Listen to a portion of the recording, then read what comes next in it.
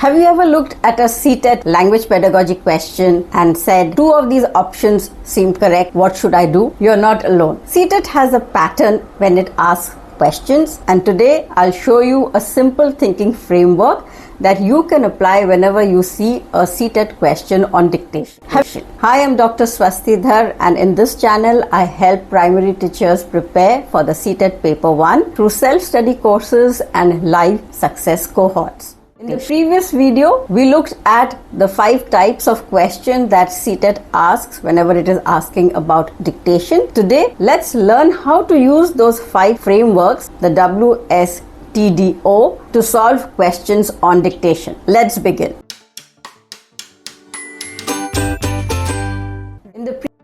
Read the entire situation carefully.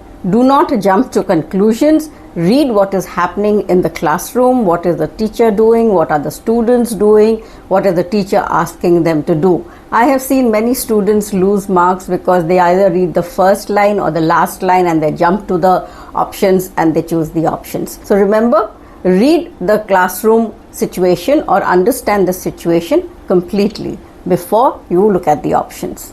Next, read.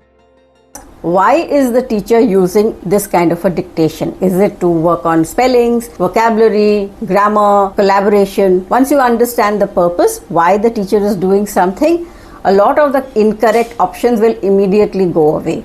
So you will be left with fewer choices. What is the purpose of this kind of dictation?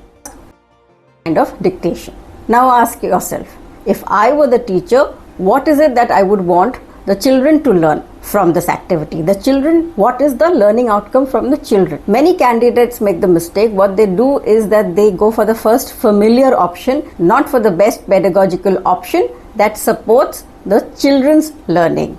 So remember, think like the teacher. What is it that the teacher would do? The 2 options which always seem equally attractive, one of them will be a little narrow. For example, CTET might say this is going to improve the child's spelling. Now that is very narrow.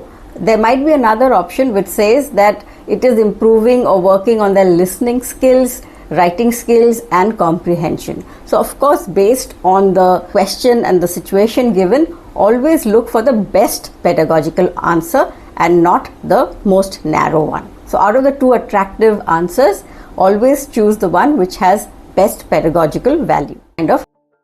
And finally, the catchword is meaningful language learning. Always look for that outcome where the child is learning meaningfully. It should not just be completing the activity or anything very narrow. Look for the broader comprehension goals that CTET has or the NCERT has, which is learning to communicate, learning comprehension, learning to express. So whenever you see a dictation question, remember these 5 steps. 1 is read the classroom situations properly. 2, identify the purpose. 3, always think like the teacher. 4, eliminate the weaker options. And 5, focus on the learning outcomes. These 5 steps will help you approach any CTET dictation question in a very systematic manner. In the next 2 videos, I'll be applying this exact framework to actual CTET questions. We'll go through how you read the question, how do you eliminate the distractors, and how do you choose the best answer for that question. If you are preparing for CTET Paper 1, then do subscribe to my channel for practical strategies and pedagogy-based classroom tips. If you are just beginning your CTET preparation, then do go to the description and check out the beginner's guide for CTET. It's a free course that I have, and you will find the link in the description below. Thank you for watching this video.